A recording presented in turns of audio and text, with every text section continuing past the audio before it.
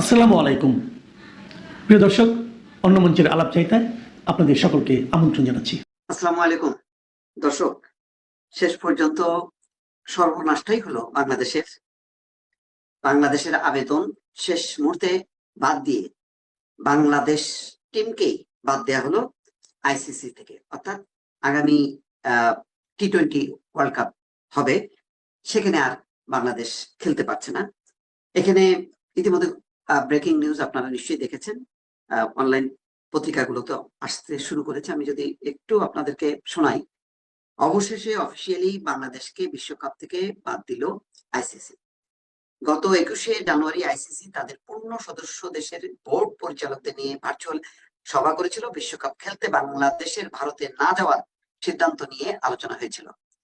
তাদের সিদ্ধান্ত নিয়ে পুনর্বিবেচনা করতে আরো 24 ঘন্টা সময় দিয়েছিল, কিন্তু বাংলাদেশ তাদের সিদ্ধান্তে বা অবস্থানে অনড় ছিল। অবশেষে শনিবার বাংলাদেশকে সরিয়ে দিয়েছে আইসিসি, এমনটাই জানিয়েছে ক্রিকবাজ। হিন্দুস্তান টাইমসও আমার সামনে আছে, হিন্দুস্তান টাইমস এবং 71 টিভি এই মুহূর্তে আছে। স্কটল্যান্ডকে তারা অন্তর্ভুক্ত করছে। ক্রিকবাজ ক্রিকেটে স্কটল্যান্ডের সিও ট্রুডি লিন ব্লেন্ডের সঙ্গে যোগাযোগ করেছে, কিন্তু তার কাছ থেকে কোনো সাড়া পাওয়া যায়নি। তবে ওয়েবসাইট জানতে পেরেছে যে দুবাই এবং এডিনবার্গের মধ্যে যোগাযোগ হয়েছে। যাই হোক, এখন হিন্দুস্তান টাইমস যেটা বলেছে যে স্কটল্যান্ডকে তারা অন্তর্ভুক্ত করার মধ্য দিয়ে বাংলাদেশ বিদায় নিল।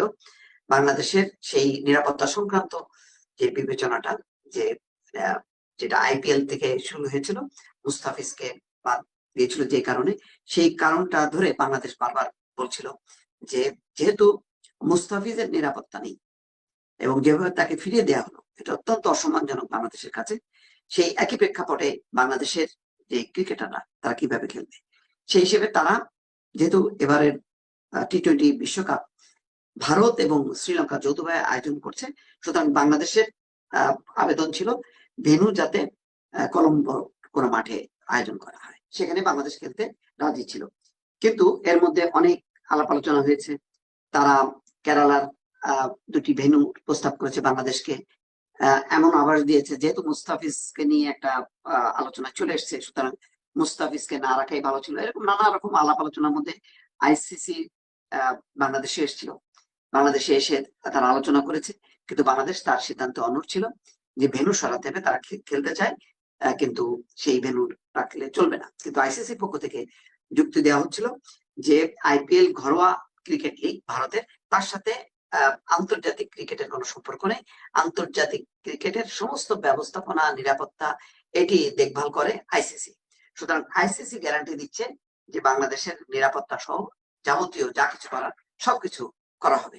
কিন্তু বাংলাদেশ তাতে আশ্বস্ত হয়নি, কারণ বাংলাদেশ মনে করছে যে একটা স্নায়ু চাপে ভুগবে এবং বিষয়টা ছিল অমর্যাদাকর। ভারতের মাটিতে খেলা, মুস্তাফিজকে যেভাবে ফিরিয়ে দেওয়া হলো সেটা বাংলাদেশের মর্যাদার সাথে সঙ্গতিপূর্ণ না।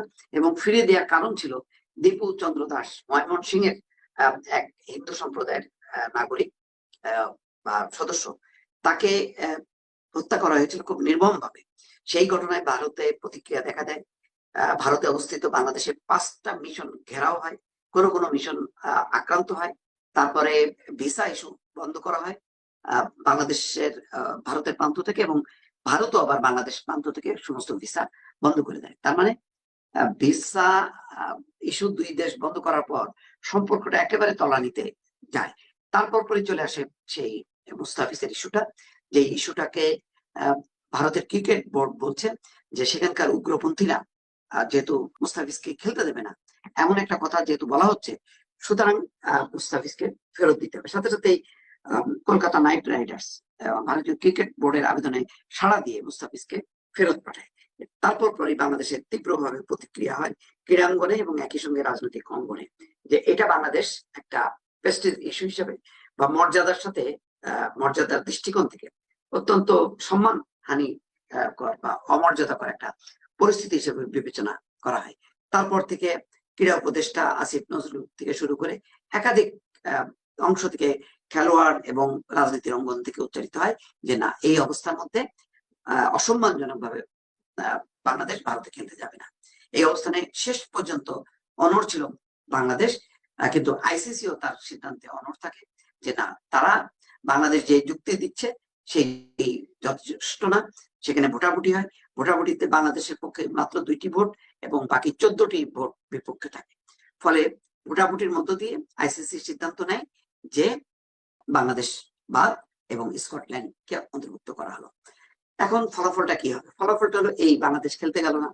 এখানে শুধু মানে ক্রীড়াঙ্গনের বিষয় না বা ক্রিকেটের ভবিষ্যতের বিষয় না, যেটা হলো কূটনৈতিক দিক থেকেও এটা অত্যন্ত আরো তলানির দিকে চলে গেল। এমনিতেই খারাপ অবস্থার দিকে ছিল বা নিম্ন পর্যায়ে ছিল, এখন কিন্তু পরিস্থিতিটা আরো নিচের দিকে নেমে গেল।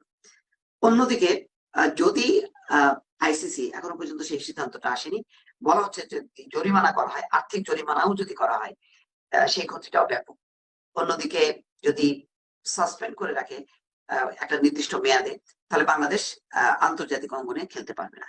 সেই হিসেবে দেশের ক্রিকেট অপূরণীয় ক্ষতি হবে।